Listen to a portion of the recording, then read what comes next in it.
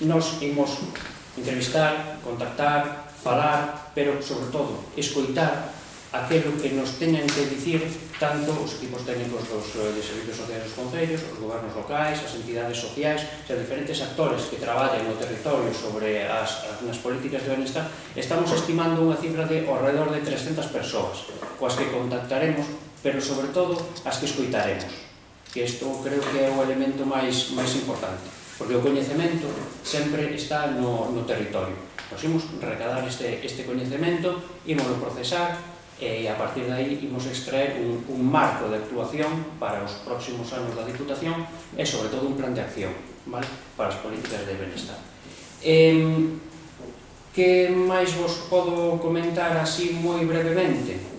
Dentro do noso plan de traballo, en primeiro lugar, que me decía a Paula, podemos dicir un pouco como está pensado a imaxe corporativa.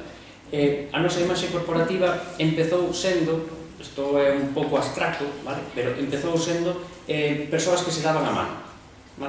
Entón, é o que intenta representar. Persoas que se dan a man, persoas que se apoian dende valores como a inclusión, a diversidade, a colaboración, a cooperación.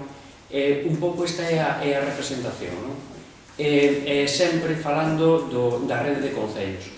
A rede de concellos para o benestar é o que nos guía. Deseñar crear, conformar unha rede de concellos a nivel provincial, pero sobre todo a nivel territorial, a nivel de cada concello e a nivel de cada comarca.